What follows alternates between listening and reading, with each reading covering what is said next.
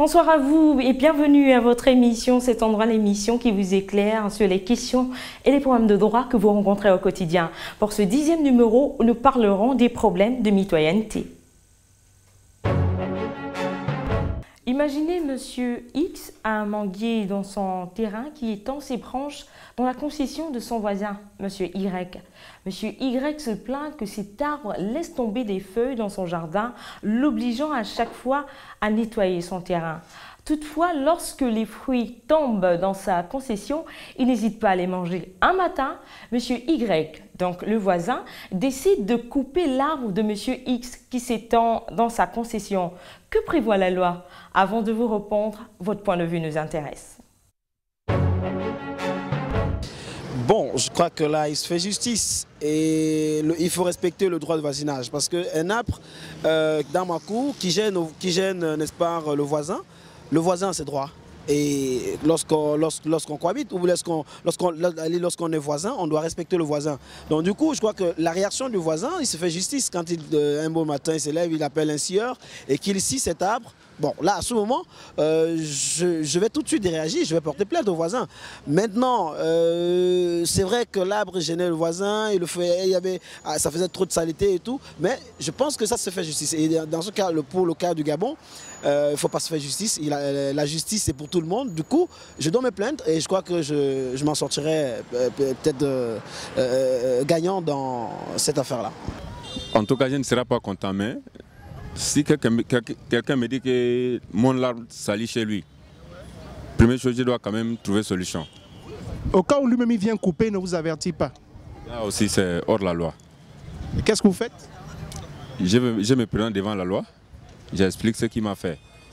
S'il y a une solution, la loi va juger ça. Là, c'est considéré comme violation de domicile. Parce qu'une fois, si j'ai l'arbre chez moi qui salit la cour du voisin, tout ce que le voisin doit faire, il doit d'abord me tenir informé. C'est à moi de couper l'arbre qui est chez moi.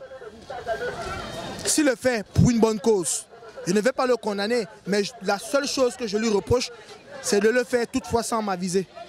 Il y aura un malentendu, peut-être ça va amener la division. Mais on dit quand on est voisin, quand on vient entre voisins, on doit savoir pardonner. Parce qu'une fois vous êtes voisin, ça veut dire que vous êtes condamnés à vivre ensemble. Donc le pardon doit exister. Merci d'être des nôtres pour la suite de votre émission, cet endroit. Dans les villes et les campagnes, les gens vivent en communauté ou en voisinage.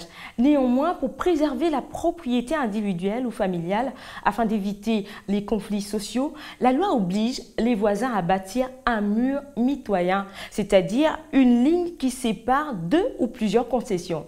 À cet effet, toutes les constructions de bâtiments et toutes les plantations ainsi que leurs produits ne doivent déborder ce mur. Tout fait de cette nature est une violation de la propriété d'autrui. Rappelons que les branches de l'arbre de M. X traversent la ligne mitoyenne pour s'étendre sur le terrain ou la concession de M. Y. Cela est clairement une violation de sa propriété. En réponse à cela, non seulement M. Y consommait les fruits de cet arbre qui tombait, mais également il a décidé de couper la partie de cet arbre qui débordait. La question posée est de savoir s'il avait le droit de le faire ou s'il risque des sanctions juridiques. L'article 673 du Code civil ancien dispose « Celui sur la propriété duquel avancent les branches des arbres, arbustes et arbrisseaux du voisin peut contraindre celui-ci à les couper. Les fruits tombés naturellement de ces branches lui appartiennent. Si ce sont les racines, ronces ou brindilles qui avancent sur son héritage, il a le droit de les couper lui-même à la limite de la ligne séparatrice. Le droit de couper les racines, ronces et brindilles ou de faire couper les branches des arbres, arbustes ou bien arbrisseaux est imprescriptible. Il résulte de ce texte que le voisin peut, si les branches du propriétaire d'un arbre débordent la ligne mitoyenne, contraindre celui-ci à les couper. Pour y parvenir, il est souvent envisagé en droit deux moyens. L'un judiciaire, l'autre extrajudiciaire, une sorte de convention. Cette dernière est basée sur les rapports de bon voisinage qui permettent à une personne d'informer son voisin sur l'état de fait pour que, de bonne foi, il puisse couper les branches. La première consiste quant à elle plutôt à saisir le juge par une demande afin qu'il fasse soit une mise en demeure au voisin de couper les branches de l'arbre avant toute sanction, soit une sommation de couper les branches de l'arbre. À aucun moment, il est dit que la personne sur la propriété duquel les branches débordent peut les couper elle-même. Elle ne peut procéder au coupage que lorsqu'il s'agit des racines, des ronces et brindilles qui traversent par les creux du sol. Dès lors, M. Y, ayant coupé les branches, a commis une faute car il a abusé d'un droit qui lui était reconnu. Dans cette position, c'est M. X qui peut saisir le juge en paiement de dommages et intérêts sur le fondement de l'article 1382 du Code civil ancien qui dispose que tout fait quelconque de l'homme qui cause un dommage à autrui engage son auteur à le réparer. Ici, le fait de couper les branches de l'arbre de M. X directement sans lui demander de le faire est une violation du droit de propriété de ce dernier. Par conséquent, c'est un préjudice qui doit être réparé. En revanche, tous les fruits tombés sur le sol du voisin lui appartiennent en raison du principe de bonne foi. Autrement dit, il ne doit pas avoir sinon provoqué la tombée des fruits. Sinon, le propriétaire de l'arbre, qui est aussi un propriétaire, sinon le propriétaire des fruits, sera fondé à réclamer la restitution des fruits.